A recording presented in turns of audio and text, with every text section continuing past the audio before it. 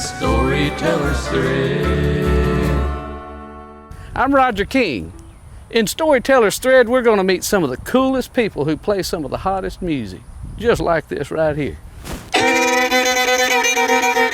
Well, maybe a little hotter than that. I have a friend, David E. Young, who can saw one of these things pretty good. Let's head down to Nashville, Arkansas, that is. I became interested in music when I was just a small child, and I can remember my brother and I were playing out in the middle of Highway 70 one day. It was a gravel road, and there was probably 3 cars a day came up and down that road. And we heard this sound, and I was probably 5 years old, and I'd never heard live music. And so we, like the Pied Piper, we started following that sound, and we went down to a neighbor's house, and this fella and his wife were sitting on the front porch playing the guitars and singing. That's the first live music I ever heard. And I guess I got hooked on it then.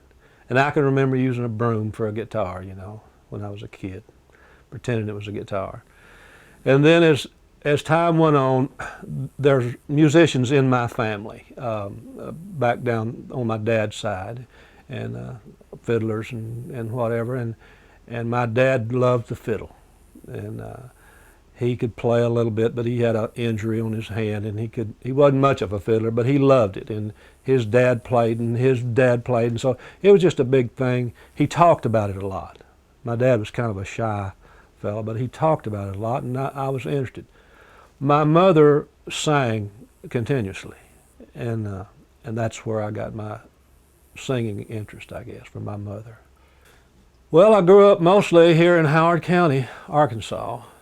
When I first became interested in writing, my wife and I took a trip to Nashville, Tennessee, and it was the 4th annual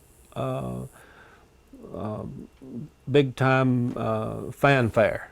I think they call it something else now, but this was back in the 70s, late 70s. And oh, we had a great time. We got to see all those people that I'd heard on the radio and all through the years, and so when we came back home, my wife, Patsy, made a statement to me one day. She said, "Well, David, you could write." I said, "Do you really think I could?" And she said, "Well, sure you could." So I started trying, and sure enough, I started turning out some little old songs. And of course, you know, every time you write one, you think it's a masterpiece, but when you look back on them now, they're kind of pitiful. Wake up and smell the coffee, it's time to face the day. It's 2 hours shy of sunup, you're gonna sleep your life away.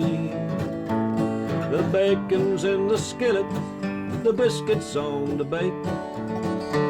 So cowboy, roll your butt out, or you'll be... But it was encouraging enough that I kept trying, and I've written probably over 350 songs in the past, and I was like 33 years old when I started, and so I've written several since then, and of course they're all masterpieces. When you become interested in writing, it just almost takes you over, and if you're really interested in it, and you'll carry that paper in your pocket and your pencil always with you, and then you'll get around to taking a tape recorder with you, a pocket tape recorder. So if you have an idea, because they're fleeting, if you think of, man, that's a good idea, but if you don't put it down in some form right then, you'll forget it when you get, 100 yards down the road if you're traveling. And so that's it just takes you over. And I've gotten up in the middle of the night and have a thought, and I'd get up and write it down, or I have got up in the middle of the night and written songs, and because I knew come morning I couldn't even remember what the subject was about, and then you just listen to people. And of course, I'm not real sophisticated, I'm kind of country, and these old country sayings, I like them, and so on the long hard road behind me, I was listening to an interview with Ralph Emery and I believe it was Willie Nelson, and they were talking about Johnny Cash and how all the troubles that he had with his demons, and how he would come out of it, you know, and then sometimes he'd slip back. But at that time, he was doing well, and Willie Nelson made a statement. John's got a long road behind him, and I wrote that down, and I thought, man, what a great idea for a song, and it's a pretty good song. I've got a long, hard road behind me. I hope I never travel it again. I've got a long, hard road behind me, and I've got the scars that show just where I've been. Well, actually, the process of writing a song, sometimes you'll get a little melody line in your head, and you pick a guitar up and you'll work with that, and then you'll work with trying to come up with lyrics to fit that melody line. Sometimes a big portion of the time with me is I get a hook line, and then I try to work it from there, and then you can either do a slow song or a up tempo, you know, and depending on what you want to do. And I tend to try to use maybe too many chords, but that makes for a beautiful melody. You know, so many of the old country songs, you know, 3-chord songs, and they're treasures, they're classics, and I've sung them all my life. But I do like a beautiful melody, and you can get that with it seems like it takes more chords to do that. And by the way, I probably don't know what I'm talking about because I don't read music. I don't know one note of music, and so that's just me.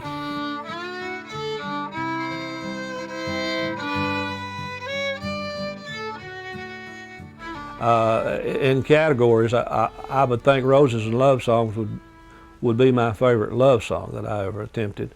I have a song, a swing song that I really like, and it's called "Teach Me How to Two-Step, One Step at a Time."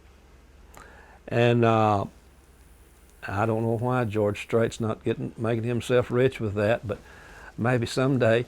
And then on the inspirational side, I wrote a song called "He Has the Power," which is kind of along the lines of How Great Thou Art.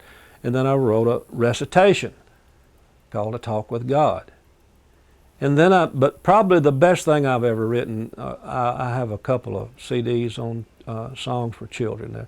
One's inspirational and one is educational. My wife is a very lucky woman. Actually, I'll play that for her. Actually, I'm very lucky to have Patsy. We've known one another since grade school, and we just celebrated our 47th wedding anniversary. We started dating over 50 years ago, and our families were connected way back in the 20s and so on. And so Patsy's she's just a great person, and she's a school teacher, and she loves her work, and she does a good job because I have taught with her. We went to Alaska one year and taught.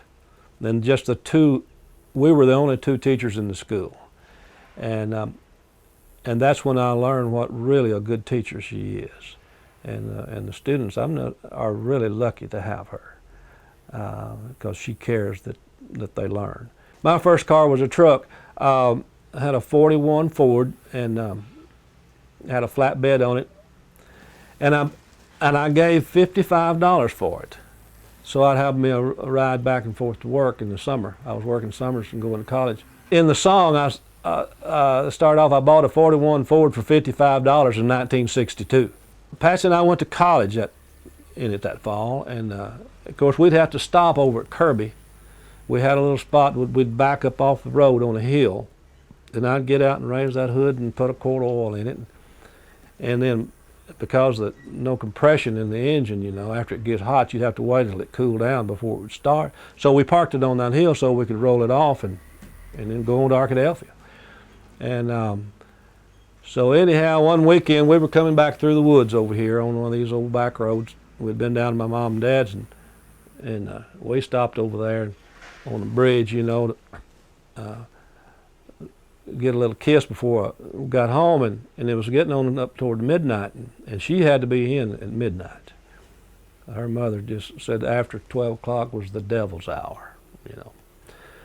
So it was dark as pitch, and so we held hands and we walked about 3 miles on in here, and we sneaked in this room right over here, and that's where her brother slept, to wake him up, to get him to go back over and give me a pull. Well, her mother slept in this other room, and Dad, she heard us. She got up and said, "What's going on?" I said, "Oh, David's truck wouldn't start."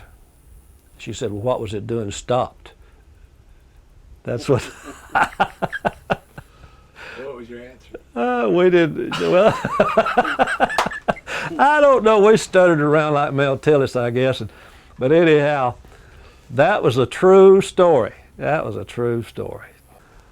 Back when I was a teenager and in my early 20s, we used to go around to people's houses, and they would have what they call musicals. And by that meant that you know, certain musicians would come and they would play at your house, and the neighbors would find out about it, and they would come in, and you know, that's back when neighbors were neighbors, you know, and that's where I got a lot of my early musical exposure, and I had a first cousin, and his name is Joe Todd, and I've got 2 fiddles that belong to Joe. And but he and his mother and Aunt Nora, she was my great aunt. We went to their house one time to play music. Well, Joe was playing the fiddle, and I was rhythming on the guitar, and I had another and 2 rhythm on the guitar. And Aunt Nora was sitting over there, and she was old timey, you know, and she had a black gum twig in her mouth, you know. They call them a toothbrush, you know. They'd keep it doing that. And the reason why she used black gum is because it has a sweet taste to it. And it'll fuzz up, you know, and it won't just splinter off. And so she'd, every once in a while, she had her snuff glass.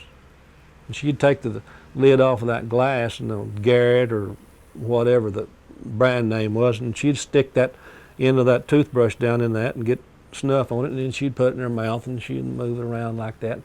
You know, that was just the way folks did back then, you know. And well, anyhow, after a while, Joe got through playing in tune, and there was an old man there, and his name was Louis Atchley, and he played the fiddle. Well, I'd never heard him play the fiddle, and Joe, being, you know, courteous, says, "Louis, you want to play us a tune?" And, "Yeah, I believe I will." So he handed him his fiddle. And Louis started playing a tune, and he played it, and he played it, and he played it, you know. And after a while, he got done, and Aunt Nora, she had that toothbrush in her mouth. She leaned over to my mama, I think was sitting next to her, and said, "It'd take a tape as big as a barrel head to record a tune that Louis played." And, you know, we had those little Webcore reel-to-reel recorders, you know, and the tapes were about, you know, 5 inches across. But Aunt Nora thought it would take one as big as a barrel head to record a tune that Louis played, because he played so long. Several years ago, my son and daughter-in-law, for an anniversary present or something, I don't know, but they bought us a trip up to Mountain View, got us a room and all, and there was a cowboy poetry gathering, and we went up there and took that all in and heard the cowboy poets get up and recite their poems, and I rather enjoyed that. So came back home, and I thought, I believe I'll try my hand at that. So I've written some poems, and it is different because you don't repeat. You don't have a chorus that you repeat. Like in a song you do, but in a poem, and I'd fail to call myself I would hesitate to call myself a poet. I'm like the old guy over at Benton, Arkansas. I'm a versifier. I just write verses. I don't even know what the poems that are so great. So many of them that I've tried to read, I didn't get a lick of sense out of them, And, so mine is for entertainment. My favorite poem that I've written, Daddy's Dinner Bucket. It's funny what one recalls of childhood memories, a fishing trip, a baseball game, or the time you skinned your knees. One such thought just came to mind. Don't know what made me think of it. I remember how I used to love to open up my daddy's dinner bucket. There was always some little something there, like a half-eaten Twinkie cake. I swear to you to this day, that's the best thing I ever ate. And a sip of Grapette soda, the taste I've never duplicated. When I smell one now, it takes me back to when times were less complicated. I remember once when times were lean and we were barely getting by. I opened up his bucket. There was nothing left inside. He saw my disappointed look. He was disappointed too. And he set in to make things right, because that's what daddies do. I'm sorry, son, I was working hard and guess I just forgot. Before I knew what happened, I'd eat up every bite. Tomorrow is another day, and just as sure as I'm your daddy, there'll be something special in my bucket for you. It could be a peanut patty. Well, times have changed, but it's nice to know that little things still matter. In this fast food world we're living in, most of us are getting fatter. Kids today make their own memories. When they're old, they can draw from it. I hope they're half as good as the ones I've got on my daddy's dinner bucket.